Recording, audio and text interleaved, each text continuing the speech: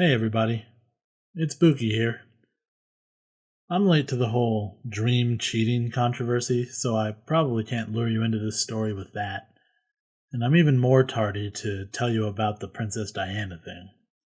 I guess all I can do is warn you that this story involves a lot of odds and probabilities. The probability that this story involves interesting material for a specific subset of my audience, though, is quite high. However, math is the starting point, and math is indeed a tedious topic to work with. However, this is one statistical analysis that may just enrich your mind, as well as your wallet, and, if you're lucky, give you an edge in a fight.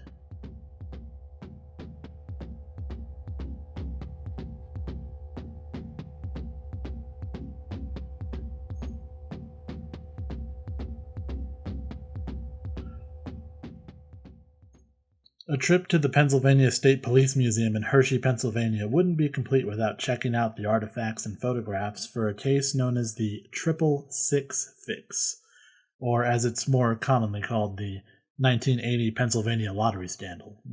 Not as catchy, in my opinion. Doesn't really roll off the tongue. The case itself tells a tale of intrigue, a celebrity main character, overt satanic 666 symbolism, and then there's a mysterious blonde woman as well. Let's examine what happened on April 24th, 1980. Nick Perry, the local announcer on WTAE TV, was announcing the winning numbers to that night's drawing of The Daily Number, a 3-digit lottery game. It had debuted just 3 years prior in 1977, and as the ping-pong balls tossed around in the drawing machine, there may have been a little more tension throughout the studio than normal. Nick was about to walk away a winner. His confidence came not from some supernatural luck, but from the faith in his plan to rig that drawing. But first, Nick needed some help. He had discussed his plan with Jack and Peter Maragos, two of his partners in a vending machine business. Jack and Peter were interested and committed quickly to the plan. Perry then set his plan into action. First, he approached the local lettering expert to inquire if he may be able to make some replicas of the official use lottery balls. He then had the WTAE art director, Joseph Bach, as a collaborator in on this process. The main difference between the replica balls is that they would be heavier than an official lottery ball. His plan was to replace all but 2 digits with the heavier balls. The digits chosen were 4 and 6, leaving an almost sure-to-be combination of those two numbers. The 8 outcomes possible were 444, 446, 464, 466, 664, 646, 644, and 666. So now that Nick had the balls, how would he get them into the machines? Enter Edward Plevel. Edward was the lottery official that oversaw the machinery that was kept locked in a room at the WTAE studios. The door had 2 keys, however, and Nick conveniently found himself in possession of one of them. On a few occasions, Edward would leave the machines unguarded for an extended period, allowing Nick to pilfer the official balls. Nick got a stagehand named Fred Lumen to do the more dangerous job of switching out the balls with the weighted replicas, and then retrieving them later after the drawing to be disposed of by Joseph Bach in his office. Now back to April 24th. This night was chosen because there was a record-high jackpot at the time of $3.5 million, equivalent to about $10.9 million today. The drawing went off without a hitch, the official numbers being reported as 666. The fix happened in front of 6 million Pennsylvanians, and nobody was the wiser until the prizes were collected. Lottery authorities and local bookies became suspicious when they noticed the large number of tickets that were purchased using only those 8 combinations of numbers. Their suspicions were augmented by an anonymous tip from a bartender in Philadelphia.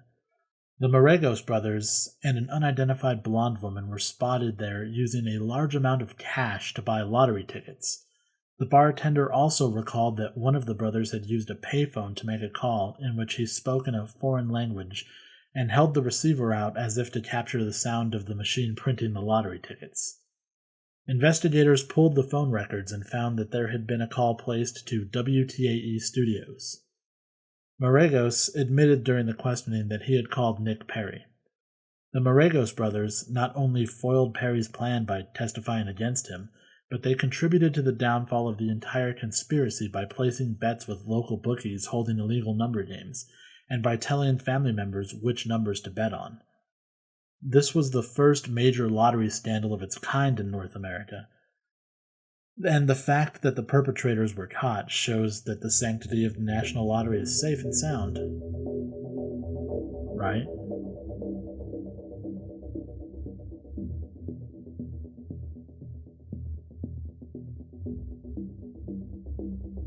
Modern lottery drawings don't depend on ping pong balls anymore. They use a much less secure method with a much more complicated name. Random number generators are a huge part of modern society. They are used for everything from choosing the winner of the kindergarten class raffle to securing sensitive government information, and of course, drawings for Powerball. Eddie Tipton should be a name that's relatively fresh in your memories. He was sentenced to 25 years in prison in 2016 for fraud after he confessed to rigging multiple lotteries across America. Eddie was the IT director for the Multi-State Lottery Association. You know them more as the people who run Powerball. Eddie was able to install a rootkit into the number-generating computer during a routine clock change to reflect daylight savings time. The malware introduced is a simple bit of code that would make number generation not random on 3 particular days of the year, if 2 other conditions were met. Numbers drawn on those days were pulled using an algorithm that Tipton could predict. You would think that this plan would fail immediately because obviously the MUSL has an antivirus on their most important piece of computer equipment. However, forensic examination of the machine could only find the malware when it triggered. Eddie could have kept this up indefinitely if he hadn't have tried to collect the winnings himself. The most disturbing part of this information is that systems Eddie hadn't confessed to tampering with have shown similar activities, and this isn't even including the multiple state lotteries that have admitted to random draw malfunctions in their systems.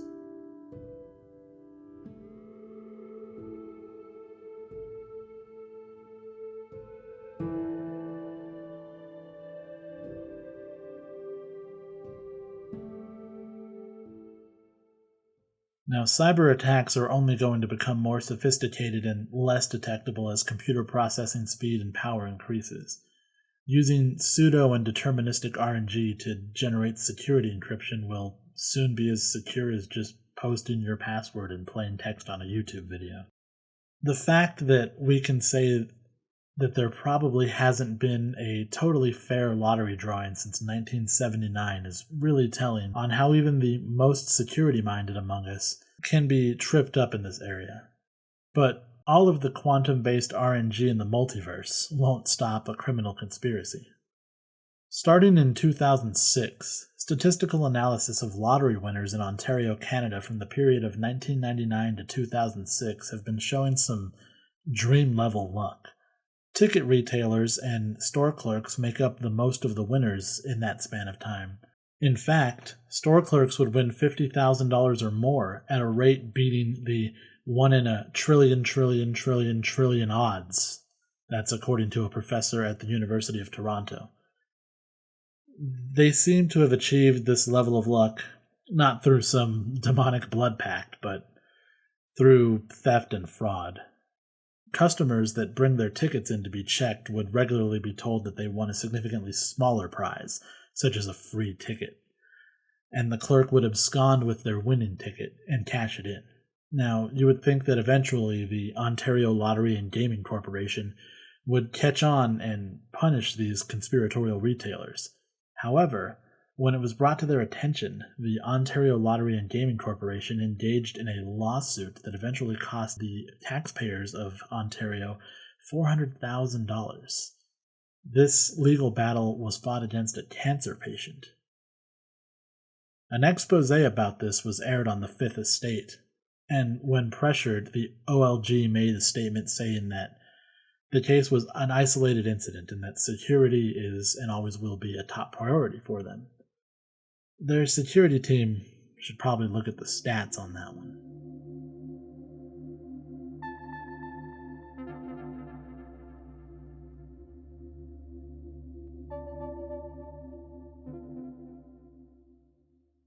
So are lotteries rigged? Well, yeah. These examples are all from North America, but the same scams get run all over the world. And these are still just the scams that we know about. Who even knows what's going to happen as the technology that goes into this increases, as technology in general gets better? The reason I made this video is because this seems to be a topic that doesn't really get talked about a lot, on YouTube or anywhere. Even I never really thought about it until it came up in an article about a poll that had taken place in Canada that asked people questions about conspiracy theories that they believe in.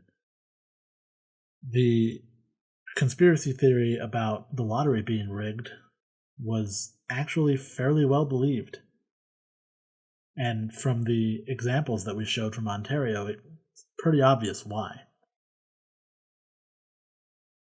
So, what do you think?